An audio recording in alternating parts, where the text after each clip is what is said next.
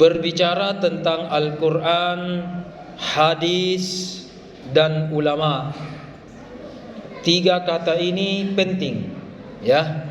Kenapa kami mengambil tema ini? Karena ada di luar sana, ada mungkin di luar sana saudara kita yang hanya mengambil Al-Quran ya, tidak mau mendengarkan hadis, apalagi ulama, tidak mau. Kenapa? Ini disebut dengan ingkarus sunnah, orang-orang yang mengingkari sunnah atau hadis. Ada yang mengatakan hadis itu ada palsunya, ada hadis dhaif, hadis lemah. Beda dong kalau Al-Quran. Al-Quran kan mutawatir, sahih semua. Betul, betul Al-Quran itu benar semua, betul. Tapi jangan melihat satu mata dengan hadis.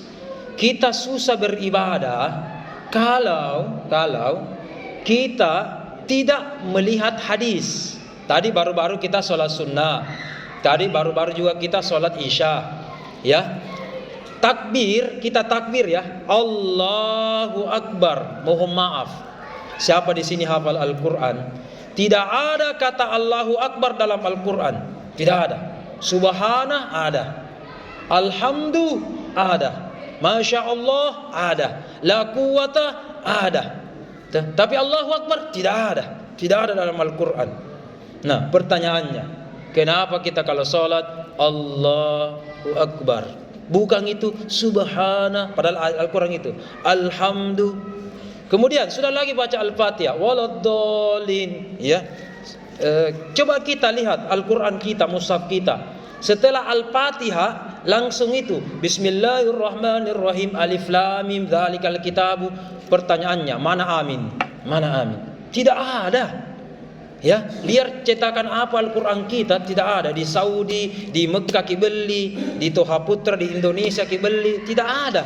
Setelah waladdallin langsung Bismillah Alif Lam Mim. Kemarin kita gini kan, musim-musim mengaji kita ini bulan Ramadan. Coba lihat sekarang Al-Quran kita, mushaf kita, setelah Al-Fatihah adakah amin? Tidak ada.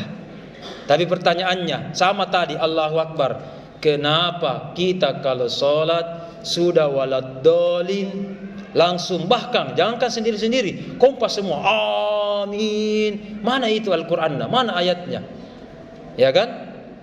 Itu semua kita peroleh dari mana? Hadis, ucapan, ajaran Nabi Muhammad sallallahu alaihi wasallam. Sahabat, kalau anda salat takbir Allahu Akbar, terserah bagaimana gerakannya Allahu Akbarnya, ya kan, banyak itu model-model, terserah, yang penting Allahu Akbar dan seterusnya. Sudah berdoa, termasuk baca Al-Fatihah, ucapkan rame-rame berjamaah amin dan seterusnya. Itu kita perlu dari mana? Bukan Al-Quran, tapi dari hadis Nabi Muhammad sallallahu alaihi wasallam. Berarti kalau cuma Al-Quran itu tidak lengkap. Hadis itu sebagai penyempurna atau penjelas. Nah, itu yang pertama. Tapi ada juga golongan kedua, Al-Quran dan hadis saja. Kalau tadi golongan pertama apa? Al-Quran ya. Ada juga golongan kedua di luar sana, jauh di luar sana, ada mengatakan cukup Al-Quran dan cukup hadis saja. Ulama tak usah, ustaz lebih-lebih, majlis ulama MUI tak usah. Mereka punya otak, kita juga punya otak. Mereka makan nasi, kita juga makan nasi. Apa bedanya? Iya kan? Mulut-mulut, telinga ada tonji. Bagaimana kalau begitu? Bagaimana kalau begitu? Ini juga kurang tepat. Kenapa? Pasti ulama, namanya ulama ya, bukan preman ya. Dan pasti ulama merujuk kepada Al-Quran. Dan namanya ulama pasti, ya kan, menghafal Al-Quran, menghafal hadis. Sehingga kalau Nabi bilang anak muda ya, mustahil kita napattol. Sota-sota tidak ada itu, ulama bilang pattol, sota-sota tidak ada. Mereka memang kuasai bidangnya memang, ya, kuasai bidangnya dan seterusnya. Sehingga ulama itu penting. Saya berikan contoh. Lagi-lagi tentang sholat ya. Ini sholat ini kan selalu dilakukan. Jadi banyak masalahnya dan selalu kita lakukan dan dekat dengan kita ya. Kalau ibu-ibu, bapak-bapak ditanya, kenapa kita sholat? Mana ayatnya? Sholat. Tadi kita puasa. Mana ayatnya puasa? Puasa kan ayatnya Bismillahirrahmanirrahim. Ya ayyuhalladzina amanu kutiba alaikumussyam, ya. Kita sudah hafal. Kutiba alaikumussyam. Ayatnya kalau sholat aqimis sholah. Tapi mana dalam Al-Quran yang mengatakan, bahkan hadis, bongkar itu hadis, mana dalam Al-Quran dan hadis mengatakan sholat 5 waktu wajib secara detail, secara jelas, secara tersurat dan konkret. Tidak ada, jamaah. Ayatnya paling-paling aqimis shalah atau aqimus shalah, dirikan salat. Mana kata-kata wajib? Mana kata-kata fardu? Tidak ada. Ya kan? Puasa bagaimana? Kutiba alaikumussyam. Apa artinya kutiba? Apa batuannya kutiba? Translate-nya bisa kita lihat di Google terjemah. Kita juga punya kamus bahasa Arab. Kita lihat itu kataba kutiba. Kutiba artinya ditulis. Mana kata-kata wajib di situ? Wajib itu wajabah, bahasa Arab nih. Fardu, farada, bahasa Arab itu, bahasa Arab. Jadi wajib, fardu bahasa Arab. Jadi gampang dia tahu jamaah. Tapi kutiba ditulis, diukir-iki, ditulis. Mana bilang fardu? Mana? Tidak ada. Tetapi ada namanya ijma'ul ulama, kesepakatan ulama. Betul tidak ada tertulis dalam Al-Quran solat itu wajib, puasa itu bilang wajib, fardu. Tidak ada kata-kata begitu, fardu ain, fardu tidak ada jamaah. Biar kita bongkar Al-Quran hadis, tidak ada. Ini adalah intisari dari ijma'ul ulama, kesepakatan ulama kita. Kenapa? Aqimis shalah, dirikan salat, dirikanlah. Ini kan perintah. Ulama langsung membuat kaidah. Kalau Allah perintahkan kita, itu indikasinya wajib. Ya kan? Kita perintah seseorang, bos perintah kita.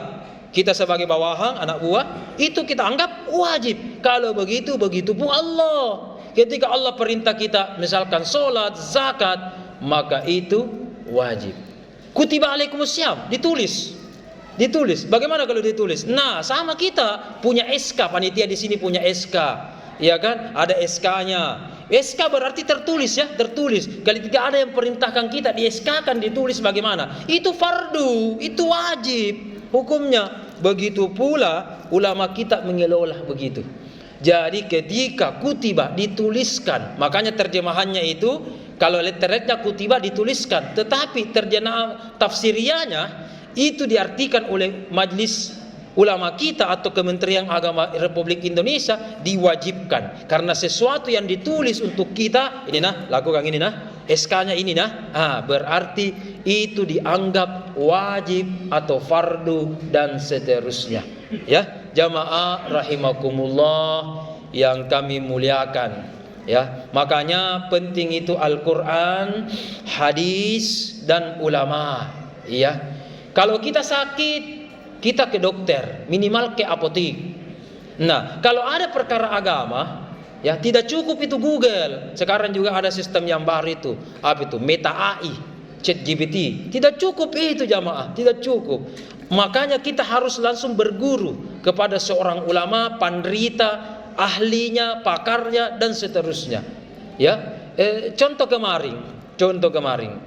Ada yang protes tentang zakat di masjid sebelah. Fidyah itu takarannya begini, Ustaz.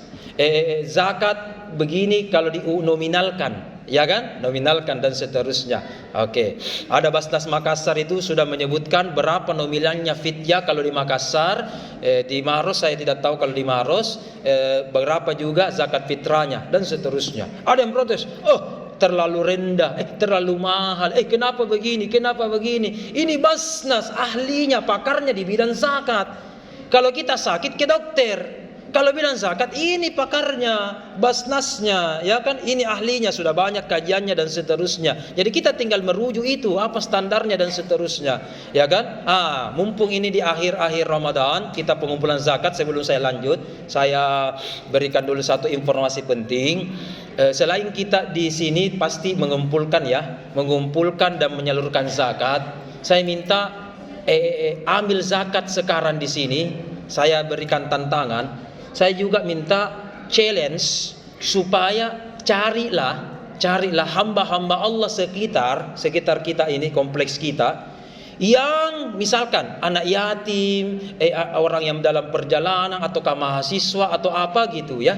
Ketika dia disuruh, sudah makin zakat fitrah, Ustaz, mau zakat fitrah, makan saja susah. Nah, bagaimana? Walaupun dia susah jamaah, seorang muslim ingat, rukun Islam ada 5. Rukun Islam ada 5. Cuma yang kelima yang wajib apa? Mampu. Ya, naik haji bagi yang mampu, yang kaya, yang mampu, yang kuat, ya kan? Yang ada kekuatan masalah ekonomi, yang 5. Tapi 4 ini tidak peduli kaya, miskin, yatim, piatu, janda, duda, dan seterusnya, ya. Ini pasti syahadat wajib, sholat 5 waktu wajib, tidak peduli kaya miskinnya, puasa juga tidak peduli kaya miskinnya, termasuk zakat juga, zakat fitrah, tidak peduli kaya miskinnya. Saya minta jamaah, cari ini orang, ketika ada seseorang hamba kita sekeliling kita kodong mau mengeluarkan zakat fitrah untuk dirinya, ya kan, berapa itu kalau 1 orang, ya kan? Kemudian bantu dia, kalau perlu bayarkan dia. Kalau tidak ada jamaah di sini takbir yang mau ambil zakat, yang mau ini, telepon saya.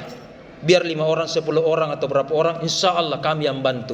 Ya, itu saking paralunya orang menunaikan zakat fitrah. Kalau ada hamba Allah, tetangga kita tahu tidak tahu, kemudian kodong gara-gara dia tidak mampu, tidak ada fulus, tidak ada uang, tidak mengeluarkan zakat fitrah, berarti tidak fitrah ini bulan. Siapa yang tanggung? Dia seorang muslim, tidak melakukan kewajibannya sebagai seorang muslim. Kalau sholat melakukan kita tahu, puasa tak melakukan. Tapi zakat fitrah gara-gara tidak ada fulus, tidak ada uang, tidak mengeluarkan itu, kira-kira siapa yang bertanggung jawab? Makanya ada namanya kepedulian sosial, ya kan? Kepedulian sosial kepada mereka semua. Ya, siapa tahu ada ya. Tapi kalau di sini mungkin kalau baru kedua, siapa tahu menengah ke atas di semua, alhamdulillah ya. Tapi kalau ada di samping di sini, di Moncoy Lapara, di situ terus ya, banyak di situ.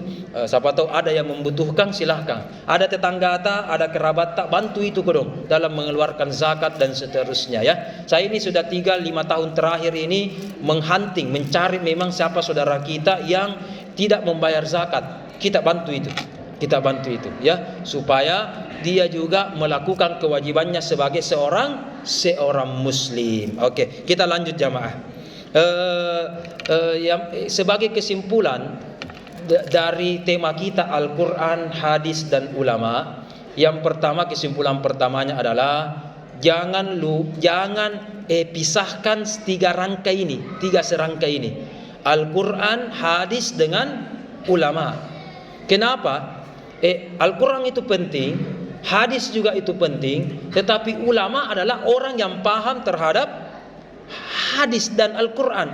Kalau bukan mereka, kita tidak paham.